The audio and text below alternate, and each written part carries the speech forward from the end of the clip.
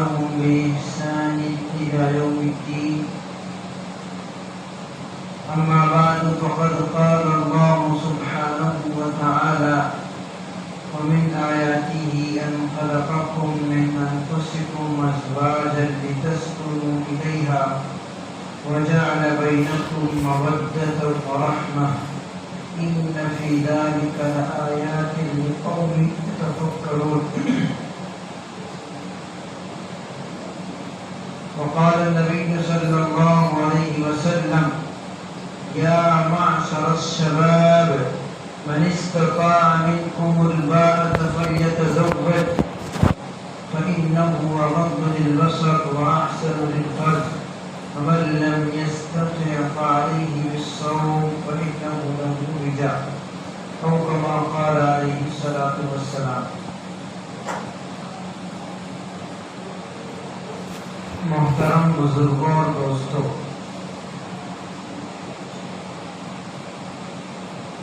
تمام عبادات میں ایک عبادت اللہ رب العزت نے ایسی بنائی ہے جو حضرت آدم علیہ السلام سے لے کر اب تک اور یہاں سے لے کر کے قیامت تک اور قیامت کے بعد جنت میں بھی جاری رہے گی. وہ ایک عبادت ہے نکاح. ہم لوگ جو دیگر عبادتیں کرتے ہیں وہ جنت تک جاری نہیں رہے گی، لیکن نکاح ایک ایسی عبادت ہے جو حضرت آدم علیہ السلام جو پہلے انسان تھے وہاں سے جاری ہے، اب تک جاری ہے اور جنت تک جاری رہے گی. ہم لوگ نکاح کو ایک معاملے کی حیثیت سے دیکھتے ہیں کہ وہ معاملات کے قبیل سے ہے. بہرحال وہ معاملات کے قبیل سے بھی ہے لیکن عبادت بھی ہے. نکاح کی دو الگ الگ حیثیتیں ہیں. ایک حیثیت سے وہ معاملات کے قبیل سے ہے اور ایک حیثیت سے وہ عبادت کے قبیل سے ہے. فقہ حنفی کی مشہور کتاب در مختار میں یہ عبارت ہے کہ لیس لنا عبادت شرعت من عہد آدم الی الآن ثم تستمر فی الجنة الا النکاح والایمان. کہ وہ عبادت جو حضرت آدم علیہ السلام سے جاری ہوئی تھی ابھی تک جاری ہے اور جنت تک چلتے رہے گی، وہ صرف نکاح اور ایمان ہے. نکاح کو شریعت نے اس لیے مشروع کیا ہے کہ انسان ایک مہذب طریقے سے اپنی خواہشات کی تکمیل کر سکے. اللہ رب العزت نے بندوں کے اندر فطری طور پر جو خواہشات کا مادہ رکھا ہے اس کی تکمیل کے لیے اسلام میں نکاح کو مشروع کیا گیا ہے کہ انسان نکاح کے ذریعے سے اپنی جنسی خواہشات کی تکمیل کرے گا. اور اس کے لیے قواعد، ضوابط اور اصول اور مسائل بھی قرآن کریم میں احادیث مطہرہ کے اندر بیان کیے گئے. ہم لوگ عام طور سے یہ جانتے ہیں کہ نکاح کرنا سنت ہے. نکاح کرنا سنت ہے لیکن سنت یہ عام حالات میں ہے. بہت سے مواقع ایسے ہیں کہ ان میں نکاح کر لینا فرض بھی ہے اور کبھی نکاح کر لینا واجب ہوتا ہے، کبھی نکاح کر لینا حرام بھی ہوتا ہے اور کبھی نکاح کر لینا مکروہ بھی ہوتا ہے. ہم نے اب تک صرف یہ سنا ہوگا کہ نکاح کرنا سنت ہے. نکاح کے الگ الگ مواقع کے لحاظ سے الگ الگ احکام ہیں۔ اللہ کے نبی صلی اللہ علیہ وسلم کی حدیث ہے، حضرت عبداللہ ابن مسعود رضی اللہ تعالیٰ نقل کرتے ہیں، صحیح احادیث کی کتابوں میں روایت موجود ہے، حضرت عبداللہ ابن مسعود رضی اللہ تعالیٰ کہتے ہیں کہ اللہ کے رسول صلی اللہ علیہ وسلم نے نوجوانوں کی جماعت کو مخاطب کر کے ارشاد فرمایا، یا معاشر الشباب، اے نوجوانوں کی جماعت، اے نوجوانوں کے گروہ، اے نوجوانوں کی ٹیم،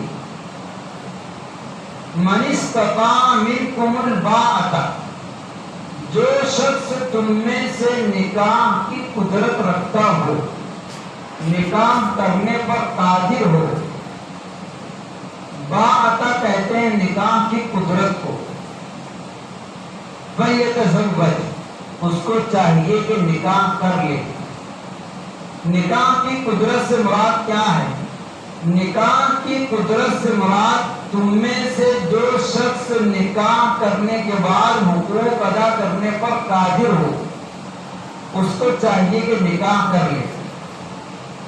حقوق ادا کرنے پر قادر ہونا اور نکاح کی قدرت رکھنے پر ایک دم آسان سی تین چیزیں ہیں کہ جو شخص نکاح کر لینے کے بعد بیوی کے نان و نفقہ پر قادر ہو، نان و نفقے میں کپڑا، کھانے کا انتظام اور رہنے کا انتظام، یہ تین چیزیں ہیں۔ رہنے کا انتظام کرنا شوہر کی ذمہ داری ہے، نان و نفقے کا انتظام کرنا شوہر کی ذمہ داری ہے، اور تیسری چیز میاں بیوی کے باہمی تعلقات پورا کرنے پر قادر ہو۔ ان تین چیزوں پر اگر کسی کو قدرت ہے تو اس کو کہا جائے گا کہ یہ نکاح پر قادر ہے۔ آپ ذرا سے غور کریں تو ایک بات سمجھ میں آئے گی، شریعت کہتی ہے جو نکاح پر قادر ہو اس کو چاہیے کہ نکاح کرے۔ قدرت کے اندر بیان کیا گیا ہے کہ تین چیزیں، نان و نفقہ ہے، رہنے کے لیے گھر ہے، اور باہمی تعلقات پورا کرنے پر قدرت ہے۔ جب کھانے پینے کی ذمہ داری اور انتظام یہ شوہر پر ہے تو ہمارے معاشرے میں جو لڑکی اپنے یہاں سے مکمل سامان لے کر کے آتی ہے، اب آپ بتائیں ذمہ داری مرد کی یا پھر عورت کی؟ گھریلو انتظامات کے کھانے پکانے کے لوازمات جو جہیز کے اندر لڑکی کو دیے جاتے ہیں، جب گھر کی اور کھانے پینے کے مکمل انتظام کی ذمہ داری شوہر کی ہے تو وہ سارا سامان بیوی کیوں لائے؟ اگر کسی کو اس پر قدرت نہیں ہے کہ وہ تمام چیزوں کا انتظام کر سکے تبھی اس کو نکاح کی اجازت نہیں۔ پہلے مکمل انتظام کرے، اس کے بعد پھر نکاح کرے۔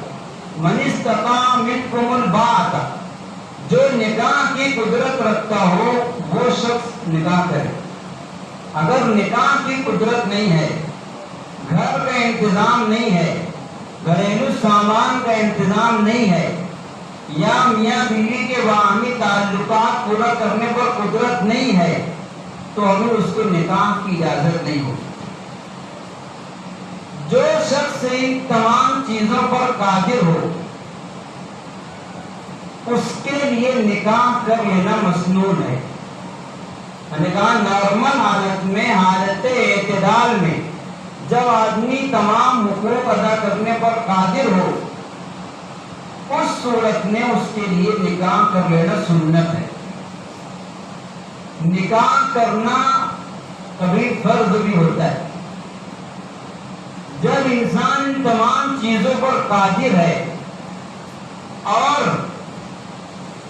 اس کو ایسا لگتا ہے کہ میں بغیر نکاح کیے گناہ سے بچ نہیں سکتا، اگر نکاح نہیں کیا تو گناہ کرے گا، غلط کام میں مبتلا ہو جائے گا، ایسی حالت میں نکاح کر لینا فرض ہے۔ وَإِن تَيَقَّنَ الزِّنَا إِلَّا بِهِ فُرِضَ، در مختار کی عبارت ہے کہ اگر زنا کا غالب گمان ہو کہ اگر نکاح نہ کرنے سے میں گناہ کے اندر مبتلا ہو جاؤں گا، فریض نکاح فرض ہو جائے گا. اور اگر نکاح کر لینے کے بعد حقوق کی ادائیگی پر قدرت نہ ہو، ایسی صورت میں نکاح کرنا ممنوع ہے، مکروہ اور حرام ہے. مجھے پتا ہے کہ میں اگر نکاح کر لوں گا تو نکاح کرنے کے بعد اپنی بیوی کے حقوق ادا نہیں کر پاؤں گا، نفقے پر قادر نہیں ہوں، میری حیثیت نہیں ہے کہ میں بیوی کو 2 ٹائم کھانا کھلا سکوں، اس کے رہنے کا انتظام کر سکوں، تو ابھی میرے لیے نکاح کرنا منع ہے. تو نکاح کرنا فقط سنت نہیں ہے، حالت اعتدال میں، نارمل حالت میں نکاح کرنا سنت ہے. اس کے علاوہ نکاح کے الگ الگ احکام ہیں. اس لیے سب سے پہلی چیز نکاح پر قدرت. جو شخص نکاح پر قدرت رکھتا ہو فلیتزوج، اس کو چاہیے کہ نکاح کر لے. اس سے کیا ہوگا؟ فإنه أغض للبصر، وہ نکاح نیچی رکھنے کا سبب بنے گا. جب آدمی نکاح کر لے گا بد نگاہی سے بچے گا، غیر محرم کی طرف نگاہ اٹھا کر کے دیکھے گا نہیں، اس لیے کہ اس کی خواہشات کی تکمیل جائز طریقے سے پوری ہو رہی. وَأَحْسَنُ لِلْفَرْجِ، اور شرمگاہ کے لیے عفت اور پاک دامنی کا باعث. نکاح کے ذریعے سے تمہاری شرمگاہیں محفوظ رہے گی، پاک دامن رہو گے. وَمَن لَّمْ يَسْتَطِعْ فَعَلَيْهِ بِالصَّوْمِ، اور اگر کسی کو نکاح کرنے پر قدرت نہیں ہے، مطلب اس کے پاس اتنی استطاعت نہیں ہے کہ وہ نکاح کرنے کے بعد حقوق کی ادائیگی کر سکے، کبھی نکاح نہ کرے، کثرت سے روزہ رکھے. روزہ رکھنے سے یہ ہوگا کہ اس کی شہوت ٹوٹے گی. فإنه له وجاء، روزہ رکھنے میں کثرت شہوت ہے، شہوت کو توڑنے کا سامان. یہ اللہ کے نبی صلی اللہ علیہ وسلم نے نوجوانوں کے گروہ کو، نوجوانوں کی جماعت کو مخاطب کر کے ارشاد فرمایا. اس زمانے میں معاشرے کے اندر اگر نکاح دوڑائی جائے تو نکاح میں تاخیر کرنے کی وجہ سے بلا کسی وجہ کے فحاشیہ، گناہ، جرائم جو زیادہ ہو رہے ہیں، اس کی صرف بڑی وجہ یہ ہے کہ بچوں کے نکاح میں بلا وجہ تاخیر کی جاتی ہے. اس لیے والدین کو اس پر غور کرنا چاہیے کہ ہم کس وجہ سے بچوں کے نکاح میں، شادیوں میں تاخیر کر رہے ہیں، کوئی شرعی وجہ بھی ہے یا نہیں ہے. نکاح میں جتنا ہو سکے جلدی کی جائے. ہم جو بڑی عمر کے لوگ ہیں وہ اپنے بچپن اور اپنے زمانے کے واقعات کی مثال دیں، یہ مناسب نہیں. اس لیے کہ آج سے 20 سال 30 سال پہلے یہ موبائل کا دور نہیں تھا جس میں ہمارے نوجوان فحش تصاویر دیکھ کر کے گناہوں کے اندر مبتلا ہوتے ہیں اور ان کو گناہ کرنے کے مواقع فراہم ہوتے ہیں. یہ زمانہ بہت تیزی سے فحاشیت اور روحانیت کی طرف بڑھ رہا ہے اور 90% نوجوان گناہوں کے اندر مبتلا ہے. تو کیوں اس طرح نہ ہو کہ والدین جب بچے نکاح کی اور ان کو پہنچے تو ان کا جلد سے جلد نکاح کر دے. یہ ذمہ داری والدین کی ہے. نکاح میں تاخیر کرنے کی وجوہات ہمارے اپنے معاشرے میں یہ بھی ہے کہ پہلی شادی گھر کے اندر ہے، والدہ کی ارمان ہے کہ اتنا بڑا ولیمہ کرنا چاہیے اور شادی اس طرح کرنا چاہیے، والد کی تمنا ہے. اسی طریقے سے آخری شادی ہے، اس کے بعد موقع نہیں ملے گا، تو اس میں بلا وجہ لمبا اور چوڑا ولیمہ کرنے کے لیے نکاح میں تاخیر کی جاتی ہے. آپ سوچیں کیا یہ کوئی شرعی وجہ ہے تاخیر کرنے کی؟ یہ ہماری اپنی طرف سے گڑی ہوئی وجہ ہے۔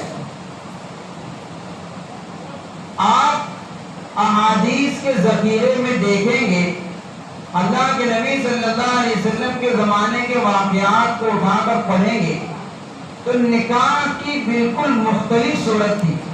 جو آج مسلمانوں نے نکاح کی صورت بنا دی ہے یہ آپ کو کہیں پر دیکھنے کو نہیں ملے۔ شریعت نے نکاح کو بالکل آسان بنایا ہے۔ شریعت اگر کوئی حکم دیتی ہے یہ مذہب اسلام کا خاصہ ہے، اس کے پیچھے وجہ اور اس کے پیچھے حکمت منحصر ہوتی ہے۔ شریعت نے کہا کہ نکاح کے علاوہ کہیں پر تم خواہش پوری نہیں کر سکتے۔ پہلے زمانے میں باندیوں کا دور تھا تو دو چیزیں تھیں، باندیوں سے اپنی خواہشات کی تکمیل کر سکتے اور نکاح کے ذریعے سے کر سکتے۔ اس کے علاوہ اور کوئی راستہ نہیں ہے کہ آدمی اپنی جنسی خواہشات کی تکمیل کرے۔ جب شریعت نے نکاح کے ذریعے سے انسان کو اس طرح سے باندھ دیا ہے تو ظاہر سی بات ہے کہ شریعت کبھی بھی نکاح کو مشکل نہیں کرے گی۔ ایسا طریقہ نہیں بتلائے گی جس سے نکاح کرنا مشکل ہو۔ نکاح کو مذہب اسلام نے انتہائی آسان بنایا۔ تکلفات بالکل نہیں ہے، پریشانیاں بالکل نہیں ہے۔ آدمی مہر کی ادائیگی پر قادر ہو، بیوی کے نان و نفقے پر، گھر کے انتظام پر قادر ہو، نکاح کر سکتا ہے۔ ولیمے کا انتظام ہو نہ ہو، نئے کپڑے کا انتظام ہو نہ ہو، آپ نکاح کر سکتے ہیں۔ یہ ہم نے اپنی طرف سے رسم و رواج کو اتنا زیادہ شائع کر دیا ہے کہ جب تک کہ بڑے ولیمے کا انتظام نہ ہو، جب تک کہ گھر کے اندر کے تمام افراد کے نئے کپڑے کا انتظام نہ ہو، رشتہ داروں میں لینے دینے تک کا انتظام نہ ہو، تب تک کہ ہم لوگ نکاح کے لیے تیار نہیں ہوتے۔ مذہب اسلام نے اتنی پابندیاں کہیں نہیں رکھی۔ اللہ کے نبی صلی اللہ علیہ وسلم کے زمانے کے دو واقعات، بہت مشہور صحابی حضرت جابر بن عبداللہ رضی اللہ تعالیٰ، بار بار آپ لوگ احادیث میں ان کا نام سنتے ہیں۔ مشہور صحابی رسول اللہ کے نبی سے بہت قریب رہا کرتے تھے، 1000 سے زائد روایتیں ان سے مروی ہے۔ نکاح کر لیا، اللہ کے نبی کو خبر نہیں ہے۔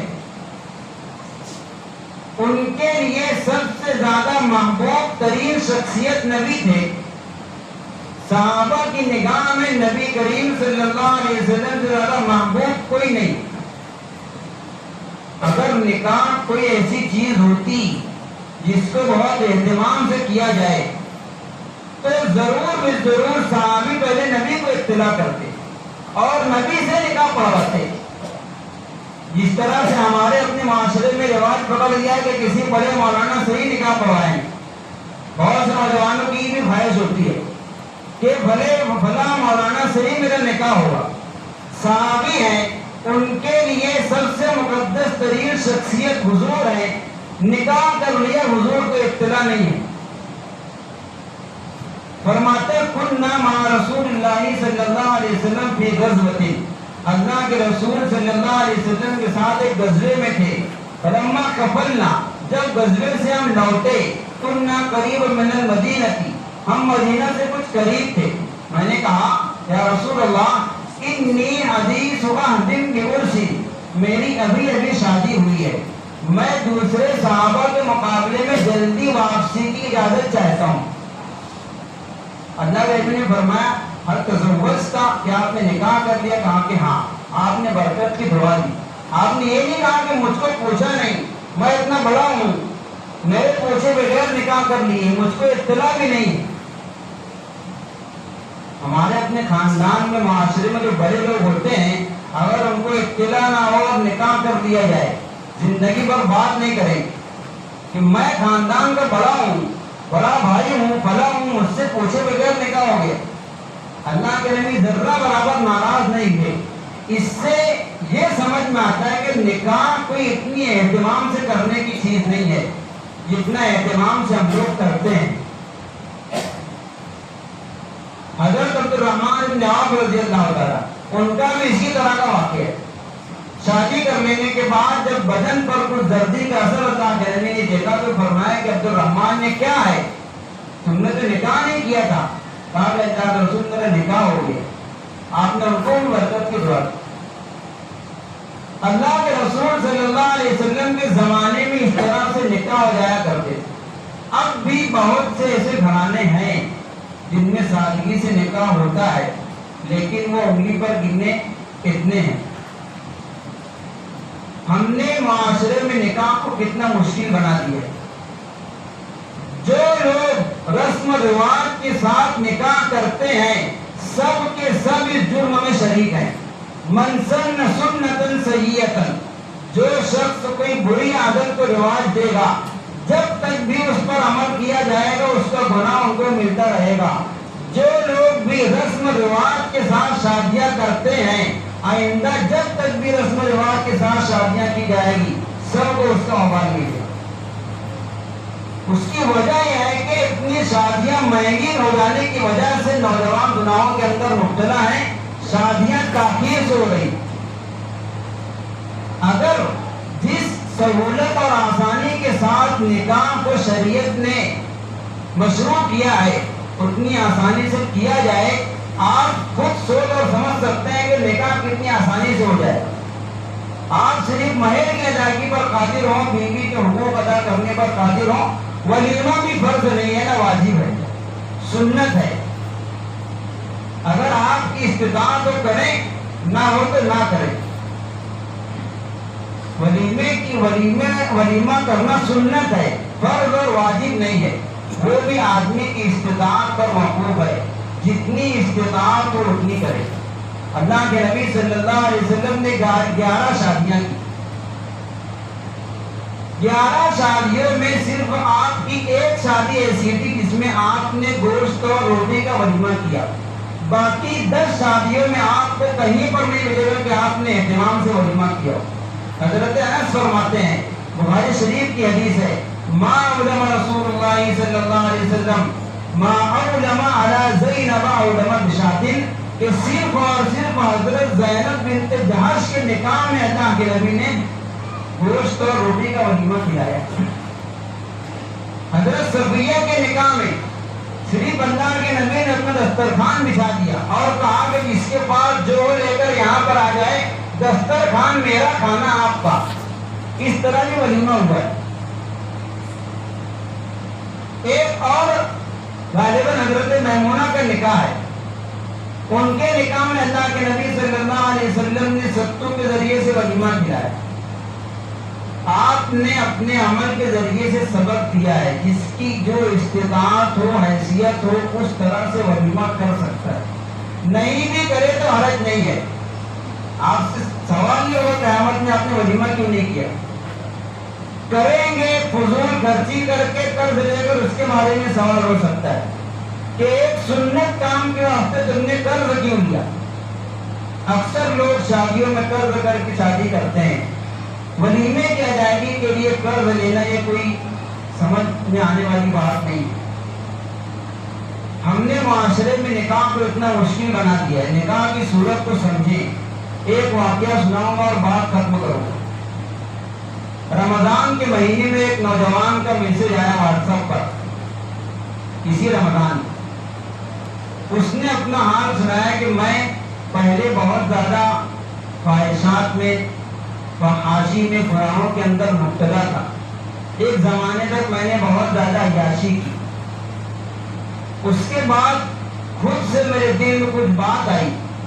میں نے اپنے گناہوں سے توبہ کیا اور توبہ کر کے تمام گناہوں سے باز آ گیا. میں ایک اچھی زندگی گزار رہا. لیکن کیا اسلام میں ایسی کوئی صورت ہے کہ جس سے زنا جائز ہو جائے؟ اس کا سوال دیکھیے. کیا اسلام میں ایسی کوئی صورت ہے کہ زنا کرنا جائز ہو؟ اس لیے کہ میں اپنی خواہشات کو بجھا نہیں سکتا اور میرے لیے زنا کے علاوہ کوئی راستہ نہیں ہے. تو کیا اسلام میں ایسی کوئی صورت ہے؟ میں بہت پریشان ہوں، گناہوں سے بچا ہوا ہوں، لیکن ممکن ہے کہ پھر سے میں اسی زندگی کے اندر چلا جاؤں جس زندگی میں پہلے تھا۔ تو اس سے میں نے سوال کیا کہ کیا وجہ ہے کہ آپ نکاح نہیں کر سکتے؟ آپ کی عمر بھی تقریباً 28 سال کی عمر ہے، نکاح نہیں کر سکتے۔ شریعت نے نکاح کے ذریعے سے اپنے خواہشات کی تکمیل کا سامان مہیا کیا، آپ نکاح کر لیں۔ اس کا جواب یہ ہے کہ میرے لیے زنا کر لینا آسان ہے، نکاح کرنا بہت مشکل ہے۔ یہ اس کا جواب ہے۔ مجھے اگر زنا کرنا ہو تو میں صرف ایک طور کروں گا، میں اپنا کام کر سکتا ہوں، اور نکاح کرنے کے لیے مجھ کو کم سے کم 8 لاکھ روپیہ چاہیے۔ زنا کر لینا میرے لیے آسان ہے، لیکن نکاح کرنا بہت مشکل ہے۔ کہا کیوں؟ تو کہا کہ صرف وجہ یہ ہے کہ گھر مکمل بن چکا ہے، ابھی ہاتھ میں کچھ پیسے نہیں ہے، اور والدین کا کہنا یہ ہے کہ گھر کی پہلی شادی ہے، بہت بڑا ولیمہ کرنا ہے، اور جو جس حیثیت سے وہ لوگ شادی کرنا چاہتے ہیں اس کے لیے کم سے کم 8 لاکھ روپے کی ضرورت ہے۔ تو نکاح کرنا میرے لیے مشکل ہے اور زنا کر لینا آسان ہے۔ آپ اگر سوچیں تو دماغ کام نہیں کرے گا۔ شریعت نے نکاح کو آسان کیا ہے۔ وہ بندہ کہتا ہے کہ میرے لیے زنا کر لینا آسان ہے بنسبت نکاح کرنے۔ یہ صورتحال نکاح کی کس نے بنائی؟ ہم اور آپ نے۔ اس جرم میں پورا معاشرہ شریک ہے۔ ہم نے اپنی شادیوں میں ایسی فضول خرچیاں کی ہے اور ایسے رسم و رواج کو رواج دیا ہے جس کی وجہ سے نکاح کر لینا اتنا مشکل ہو گیا۔ اس کو سمجھایا گیا، آخر اب تک سمجھایا گیا، لیکن وہ آخر میں یہی جواب دیتا ہے کہ والدین راضی نہیں ہوں گے سادگی سے نکاح کرنے پر۔ جب بتلایا گیا کہ نکاح میں کوئی خرچ نہیں ہے، آپ بغیر ولیمے کے نکاح کر سکتے ہیں، کہا کہ میں تو راضی ہوں لیکن والدین راضی نہیں۔ اب آپ ایک بات سنیے، چاہے آپ کو ممکن ہے کہ ہضم نہ ہو، ایسی پوزیشن میں جب کہ نوجوان بچہ اس حد تک پہنچ چکا ہے کہ میں زنا کے بغیر نہیں رہ سکتا اور والدین نکاح کرنے پر راضی نہیں ہے، اب آپ خود بتائیے کیا اگر وہ لڑکا کہیں پر چھپ کر اپنے والدین کو بتائے بغیر نکاح کر لے تو کیا جرم ہوگا؟ اگر ایسی صورت میں وہ نوجوان کسی لڑکی سے اپنے طور سے نکاح کر لے اور زندگی گزارنے لگے تو کیا اس کو نافرمان کہا جائے گا؟ نہیں، اس نے صحیح کام کیا ہے۔ آپ غور کریں، ایسی صورت میں جب کہ نوجوان گناہ کرنے کی پوزیشن کو پہنچ جائے اور یہ کہتا ہو کہ میرے لیے زنا کر لینا آسان ہے، اور صرف والدین کے کہنے کی وجہ سے بغیر کسی شرعی وجہ کے وہ نکاح میں تاخیر کر رہے ہیں۔ نوجوان اگر اپنے والدین کو بتائے بغیر نکاح کر لے کسی لڑکی کے ساتھ شرعی طریقے پر درست ہے، اس لیے کہ اس کے علاوہ صورت میں زنا کے اندر مبتلا ہوگا، اس سے بہتر ہے کہ اس طرح نکاح کر لے۔ اس لیے نکاح کا موسم ہے، جن لوگوں کے یہاں پر بھی شادیاں ہوں اس بات کا اہتمام کیا جائے کہ فضول خرچی اور اسراف سے بچیں، بیجا رسومات سے بچیں۔ جب ہمارے یہاں پر بات پکی ہوتی ہے، رشتے کی بات ہوتی ہے اور بات پکی کرتے ہیں تو ایک جملہ کہتے ہیں جو غلط ہے، کہتے ہیں کہ ریت رسم مالے گاؤں کا۔ ارے بھائی یہ کیا ہے؟ ریت رسم شریعت کی۔ ابھی ایک جگہ بات پکی میں گئے تھے رمضان میں، تو وہاں پر یہی کہا گیا کہ ریت رسم مالے گاؤں کی۔ پھر مالے گاؤں کا شریعت ہے، ریت رسم شریعت کی ہو، مالے گاؤں کی نہ ہو۔ ہم لوگ اگر اس کو ختم کریں گے ختم ہوگا، ورنہ اس سے زیادہ بری صورتحال ہوگی۔ اللہ تعالیٰ عمل کی توفیق عطا فرمائے۔